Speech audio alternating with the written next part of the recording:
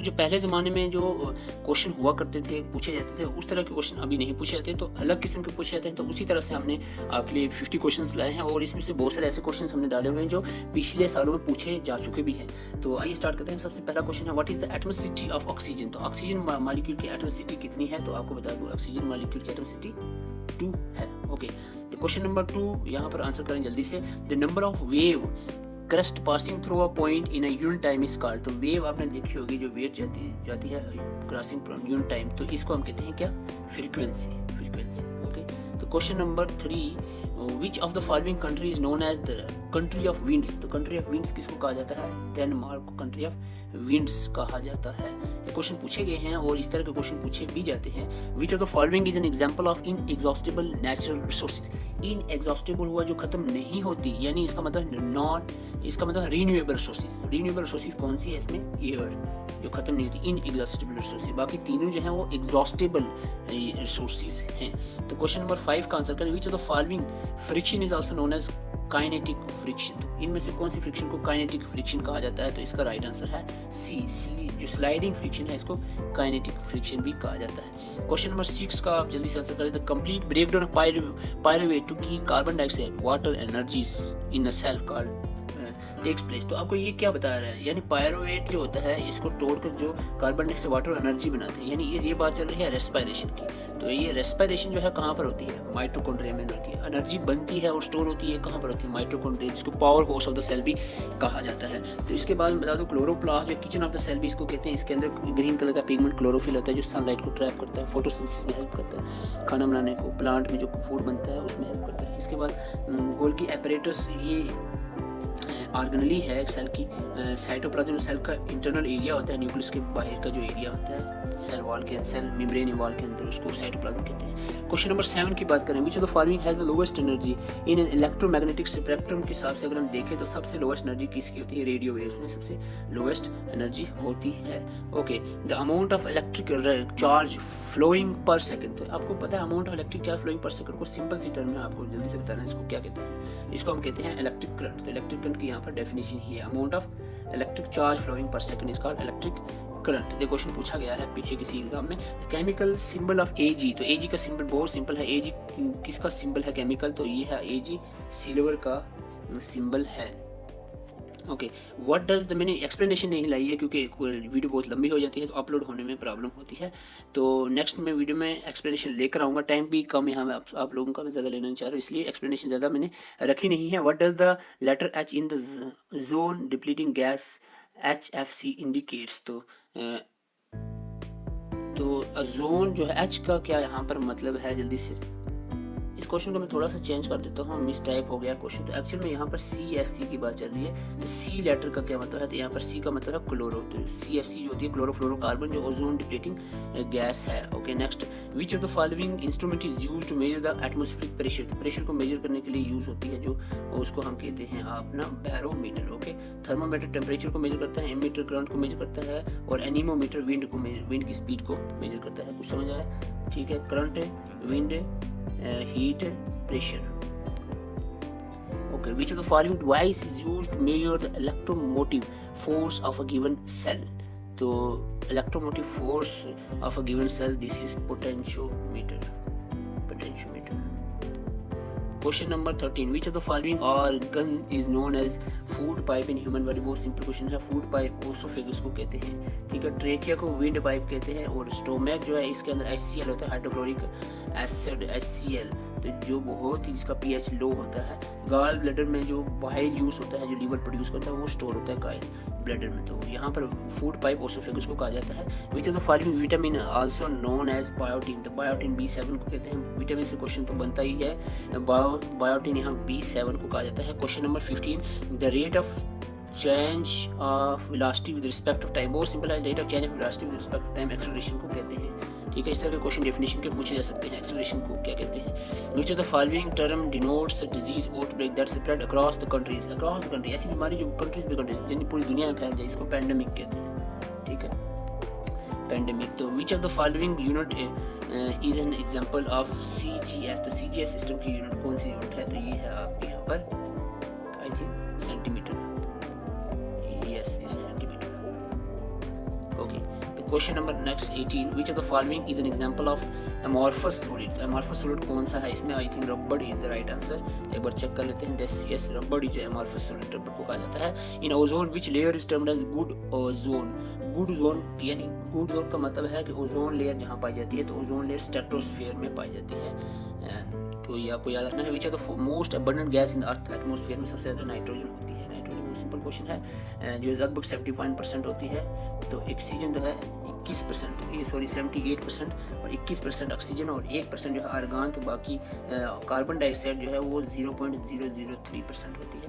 तो ये आपको गैसेस कंपोजिशन भी याद होनी चाहिए। Which of the following process denotes water soluble inorganic nutrient go down into the side horizon gets precipitated as unavailable of salt.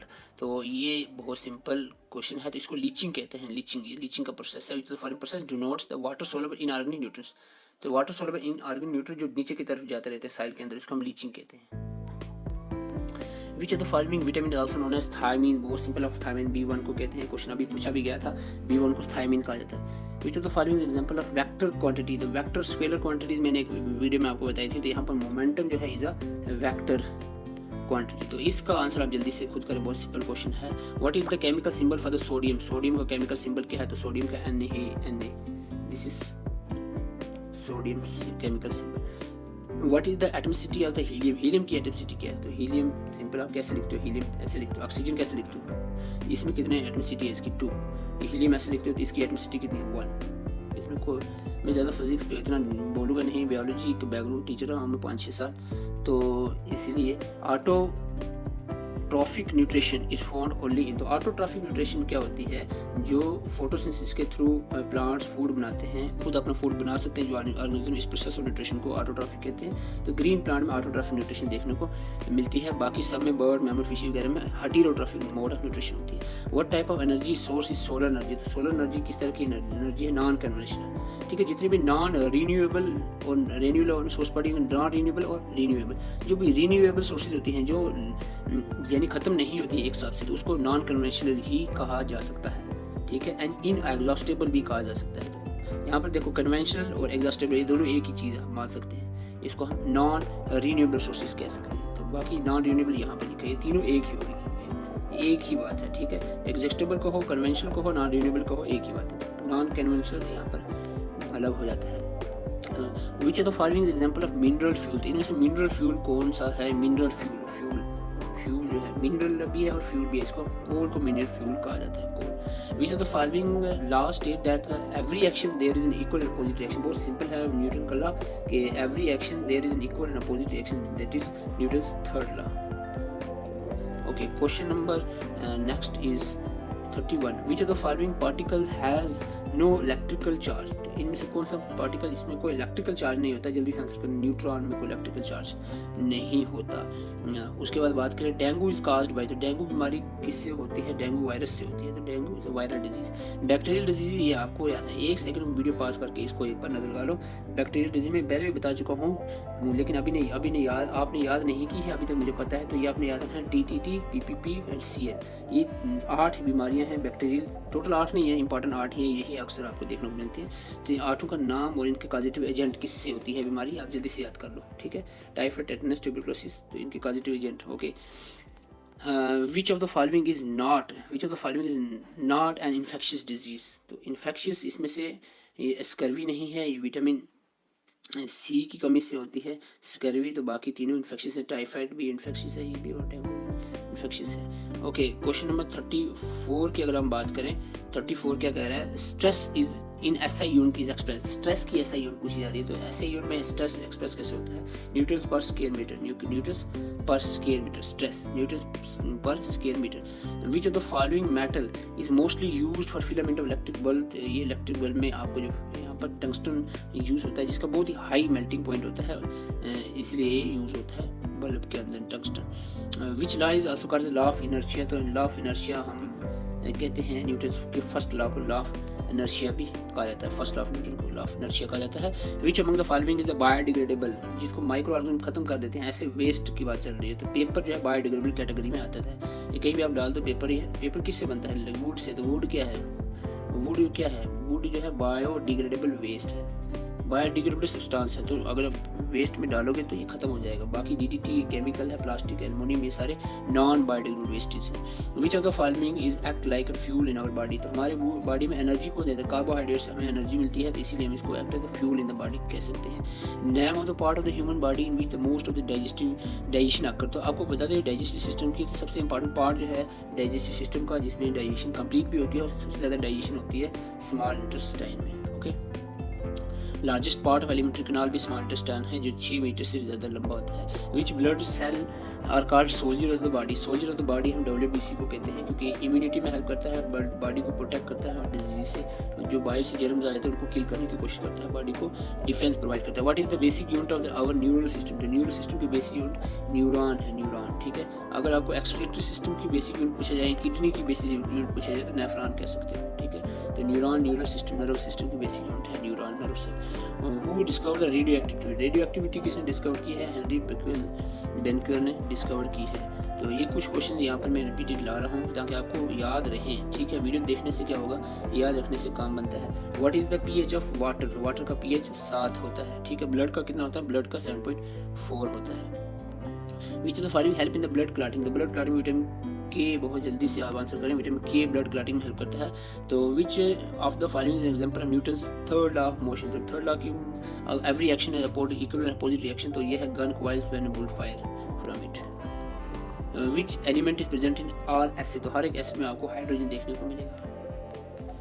The force by which a body is attracted toward the centre of the earth, इसको बहुत simply हम कह सकते हैं gravitational force.